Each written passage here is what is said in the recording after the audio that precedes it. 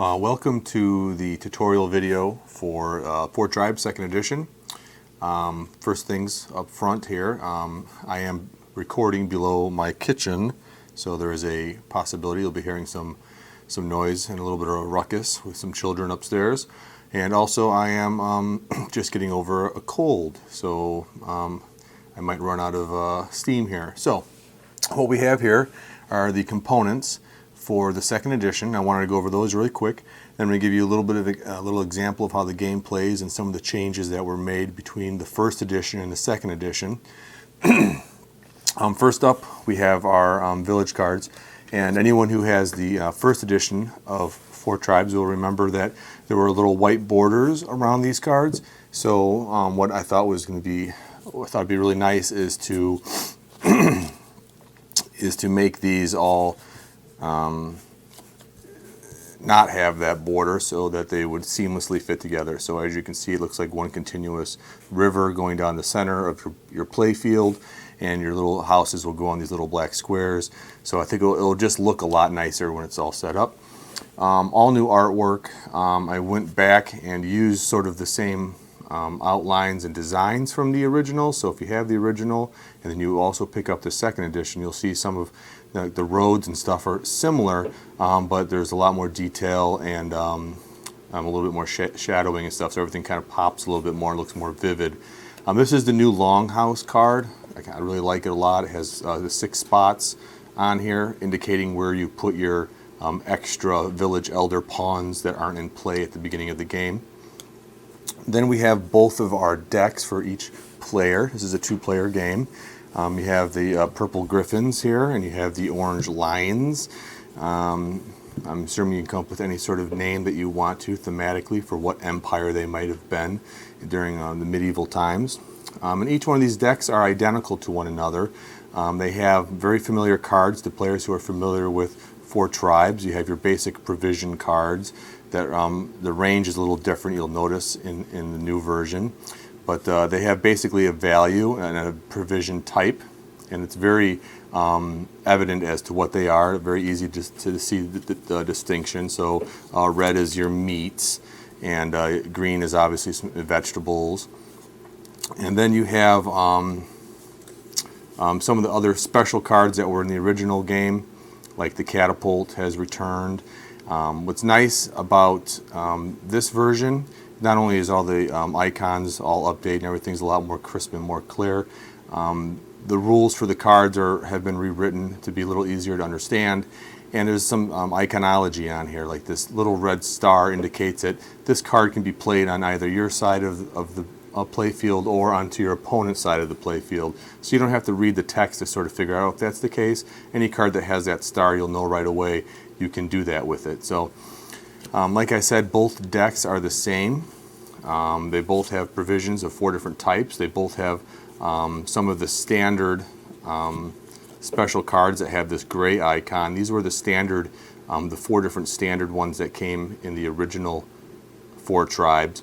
But we also included some of the special ones that were released during the Kickstarter for the original Four Tribes, like the Plague, and I think you might have seen the Unicorn, and the Hydra is replacing another card, but it functions the same as a different card.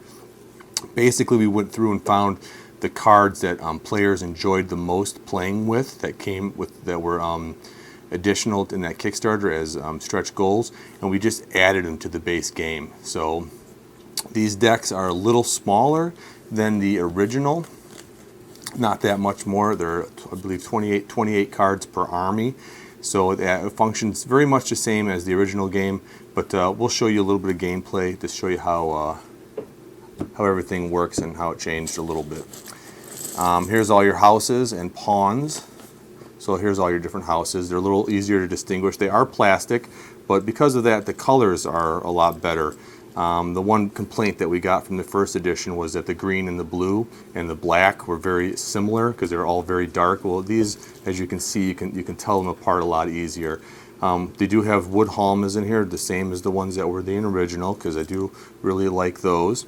And another really cool feature that I'm kind of happy that I was able to do is it comes with this Blizzard token. So those of you who are familiar with the original, there was an expansion that came during the Kickstarter called the Solstice expansion, and basically allowed players to move this little Blizzard token around. It sort of froze, brought a snowstorm to certain villages, so no one could play any cards on those villages. So this is actually part of the game. So you can not use it and just not have the token involved, or you can use it, and actually if you look at any card that's ranked value of any provision card, I should say, with a rank of 2, has this little snowflake icon on there. And that's to let the player know that, hey, I can play this card. It's not a very good value, but if I play this card, I can move this token from one village to another, or if it's not even in play, I can put it into play. So let's take a look at how the game looks when it's set up, and maybe we'll play a couple of cards and show you the basic idea and concept of what Four Tribes is. Okay, so this is the game basically set up, ready to start. And what I've done here is each one of these cards can be just shuffled and placed in any way you want in a row. These 6 village cards. They're double-sided, and each side has a different layout. One thing I will note for people who are veteran players of Four Tribes, you'll notice that there are no villages that have 4 houses. Those were removed, so the most that you have is 3 houses. This allows the game to actually move a little bit quicker. It also helps us to go through just about one deck of cards to keep the game very symmetrical in as far as keeping the game even as far as playing and scoring is concerned. So yeah, it's very well balanced. We just reduced the time that it takes to play it, so it plays under a half an hour. Sometimes the games are getting pushed a little bit beyond that, so the game's been reduced just a little bit in that regard. Just small little tweaks like that allow the game to flow a little bit quicker. So basically, yeah, you just shuffle these 6 cards. You face them any direction you want. Doesn't really matter which way you do it. It's not really going to change the game, because you're going to then displace a corresponding village elder pawn in each one of these villages. They're sort of in the middle of the town. They're sort of the most important person. They're sort of the mayor. And then you're going to, out of this bag, there's still a bunch of them in here, randomly place houses. You're going to seed all these little black squares with random colored houses. Just go through and place them before you look at your cards, just so there's no cheating. Not that you would. I don't think anyone here would, but you don't want to look at your cards, what cards you're going to have right away, because that might influence where you put houses. So anyways, you have this little long house card over here, where it's a nice little place, the thematic little place to store all the rest of your village elders while they wait their turn to get onto the field. And then you have your Blizzard token over here. You keep that off to the side or wherever. So each player is then going to shuffle their deck, and they're going to draw the top 6 cards. You're always going to have 6 cards. And it's a very simple mechanic, in that you're going to be basically playing one card and then drawing one card at the end of your turn, and that's basically how the game goes. But how that actually functions, we're going to get to in just a moment here. But as you can see, the game setup is very pretty. Looks nice. This game mat here, I have a few of these left in stock. The only way to get these, they won't be part of the actual crowd sale campaign, but they are available on our site at greygnome.com. I only have like 12 or 15 of them left. They're really nice. They're like 14 by 24 inches, and as you can see, they're specifically made for this game, and they will work for the second edition. So if you are a backer from the first edition, you still have your mat from that, yeah, this will work perfectly for that as well. So let's take a little break, and we'll come back and we'll take a look at a little bit of gameplay and show you how the cards are played, and so you get a little taste of what you're in for. Okay, so we're ready to go here. Each player has their 6 cards. We're going to play them open face, so being that it's a tutorial, you can kind of see how the game works and kind of the decisions that you'll make while playing.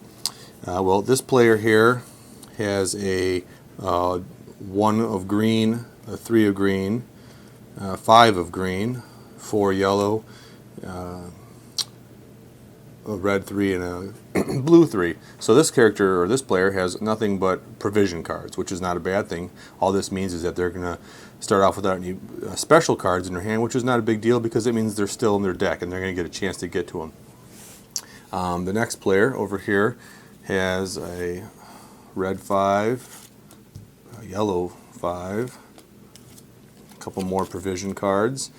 We'll get into this one in a second, and a couple of special cards here. The gray, again, are the sort of the core special cards that are always going to be in your game no matter what.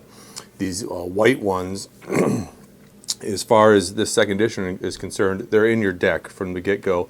But there's the I'm thinking about making maybe an expansion down the road that adds a bunch more of these white cards, so players can sort of customize their decks before a play. But for now, it's 28 cards in the deck, and you should play with all of them. Okay, so basically what you can do on your turn is, we'll say this is the first player to go, is you have to play a card to one of these villages on your side, and you have to match the color to one of the houses. So basically, each one of these little villages represents a village on its own, and they have their own needs. So the concept of this game is that you're two warring empires, and you're trying to win the favor of these northern tribes to join your cause in this war that's been sort of at a stalemate for a decade or so. So you're trying to sway this outcome of this war that's been ongoing. So in order to do so, you're going to have to win the favor of the village elders. And each one of these villages has a house in it, and each one of these houses has a need. So by making these people happy, you'll make the village elder happy, and then he will put in a good word for you, basically, or join your cause. And how to win the game is you have to be the first player to get all four of one color. So all the greens, there's 3 greens or 3 blues or 3 red or 3 yellow, or you need to get one of each type of the village elders to join your cause. So you're going to be basically warring over these village elders by providing their people with the things that they require. So obviously each one of these color houses corresponds with one of these basic 4 different color type of provisions. You got fish, you got meat, you got grains, you have vegetables. This black one is a wild, which means you can place anything you want there. So on this player's turn, he's looking at this, and there's no really right or wrong move. One thing I will note is that 1 is the lowest and 5 is the highest in this version of the game. So he could start off making a power play. Maybe he's going to go with a 4 right there. Okay, and he'd draw back up.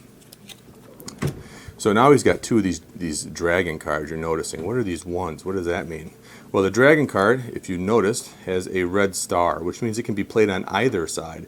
So on a subsequent turn, now that I have this yellow 1, I could play this on my opponent's side, but I still have to follow the same rules. I couldn't put this yellow dragon into this village because it's got a red house. Well, I guess you could because the black house is wild, but I couldn't put it in this house because there's no yellow house. So I still have to follow those rules, but it could be a really good play for me to then put it on this side, place a dragon on his side, which means that now he's got a 1 counting for his yellow house. He can't play another yellow card because you only can play 1 card per house per color.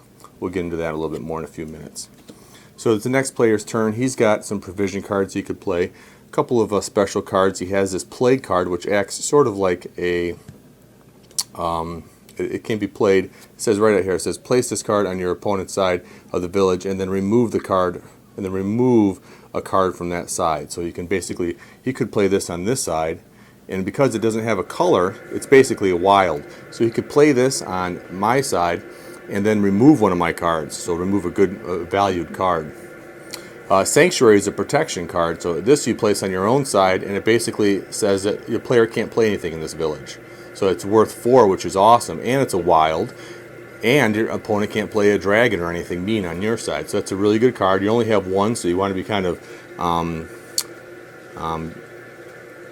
careful when you use it. So let's just see what this guy does. Let's say he's going to put his 5 here. He's going to say, oh yeah, you're going to do that? I'm going to place a 5 right here. And then say it's my turn. I'm just going to, you can play anywhere you want, so I don't have to keep playing on this village. Just because I played a card here doesn't mean I have to continue to play a card here. Hope that all that noise that was just going on right now, you don't hear that, but there was just a lot of ruckus. But basically, just because I played here doesn't mean that I have to continue to play in this village. I could play this red 3 over here and just slowly sprawl all out. But for the sake of this tutorial, I'm just going to play here again so we can see how you score a village. So I would say I'd be mean and say, okay, you think you're going to one-up me here? I'm going to throw this dragon on this side here. Okay. Now he can't place any more cards on this village because he has 2 cards and this village only has 2 houses. And both the cards on his side match the color of the houses. Now, they don't have to be in any particular order, like the red doesn't have to go first, then the yellow, just as long as the numbers, the number of cards equal the number of the houses, and the colors correspond with the houses in that village. That's all that has to happen. Then say it's his turn. Now, he could do a dragon. Let's see if he even has, I don't think he has the right, oh, he does have the right dragon. So let's say he's going to mess us up. We're pretending that we're these guys over here. So let's say he's like, oh yeah, well, I'm going to do this to you. So that worked out really nicely. So he can do this. He plays his dragon on my side. As soon as a village has equal number of cards on both sides equal to the number of cards in that village. So there's 2 cards here, 2 cards here, 2 houses in the village. And they both, all the rules are met that they match the colors, that village is immediately scored. And all you have to do is add up whoever has the most points there. So he has 6, I have 5, so he wins. And what happens then is these houses are removed from play, just put off to the side somewhere, because you want to cycle through all the houses in this bag so that because it's an even number, there's a certain number of houses of each color. So if you were to just place these houses back in the bag, it wouldn't. It could kind of sway how the game plays. So you're going to want to place these houses that are used off to the side somewhere, and then if this bag ever should get empty, which it shouldn't, you can just place all the houses that were removed back in the bag, give it a shake. Then the player who won the village elder takes the village elder and puts it over by his draw pile or some place to keep some place where the other opponents can see what the other player has, and then both players take back their cards and they would go into a discard pile. If you ever should run out of cards to draw from, you shuffle up your discard and you have a new draw pile, and then this card is flipped over, and then whatever village elder it might be then is seated again, and then you draw 2 new random houses and you're ready to keep on going. And this continues on in this fashion until one player has, like I said, all 3 of one color, or one player has 1 of each of the 4 different colors. And that's basically how the game works. I'm going to go over a few of the special cards really quickly with you. I think that's about it. It gives you a quick little taste and overview of how the game works. And like I said, you can be playing, you're not going to be all going after one village right away. Maybe the first time you and a new player play, but once you start playing the game a few times, you're going to have, there's a lot of strategy as to bluffing your opponents, as to, maybe making them think you don't have certain cards that you do, and sort of egging them into putting cards in other villages while you're slowly building up the cards you need to take over another village. It's very simple. As you can see, the math is very simple. I play it all the time with my son, who's 7, and my daughter. When it first came out, she was only 7 too. So if your kids are good with games and they're younger, they can easily grasp the concept of this. It's really fun, and as you can see, I think personally it's kind of a pretty thing to look at. It's a nice little scenery. The houses look really nice and thematic. So let's take a look at a few of the cards and see how some of them function. Okay, a couple final things I wanted to go over and just look at really quickly. Some of these cards. One thing that returning customers or fans to this game won't notice is that the cards have the actual army type icon on their faces, obviously on the backs as well. But this is really nice for when a village is being scored at the end. You used to have to turn the cards over in the original version to see who gets which cards if you're for the discard pile. But now it's really easy to sort through. You can say, oh, this is my card, this is your card, just because you can see the icon on the front. Really simple, nothing huge, but it is a nice little addition that was added to make the game a little easier during play. So like I said, this is a whole deck here for one character, for one player. So I want to go over basically what will be in each deck. Each deck has the 4 different provisions, the wheat, the fish, the meat, the vegetables, in values of 1 to 5. Excuse me. And the ones for each type of provision is a dragon. So there's going to be a green dragon, and then there'll be a red one and a blue one for each color. Also, the number 2 valued card, which is kind of not a very good card because it doesn't score you a lot of points for a village, but it does allow you to use the Blizzard token if you are playing with that expansion. So that the rules for that are separate in the back of the instructions to sort of keep it separate from the base game, but it's very easy to add. All you got to do is put the white token in the game. And then how it's utilized is as soon as a player plays a card, any two, they get to choose this. They pick up this token, which will be out of play, probably by the longhouse, and they pick any village that maybe they fear their opponent's going to score on, and they put the blizzard token. That means a blizzard came into this village and shut it down, all the roads, so you have no access to it. And that'll stay that way until the other player or yourself plays another two and decides to move it. So there's a couple of options with it. You can bring it into play at the beginning of the game and put it in any village you want. If you play onto another two, or someone plays another two, you can move it to another village, or you can take it out of the game completely, and then another player will have to play it two again to bring it back in. So it's very simple how that works, but it adds another layer of depth to the game and a little more strategy. So I would suggest maybe playing one or two games without it, and then once you feel comfortable, add that to it. So each player is going to have their basic 20 provision cards. You're going to have these gray cards, like I said. These are cards that should always be played with. You have the catapult, which we went, I don't know, maybe we didn't go over. The catapult can be played on either side, and it removes a card from the opposite side. So if I play it on my side, it's a value 3 wild, so it can go to any house I want. And it shoots a catapult to the other side and takes out a card. Pretty cool, right? But what's really fun and strategic about this is you can play it on your opponent's side, because it has that red star, and it says right there in the text that you can, and it counts as 3 for them, which is okay. You might hurt yourself. But then you can blow something up on your side, like perhaps there's a dragon.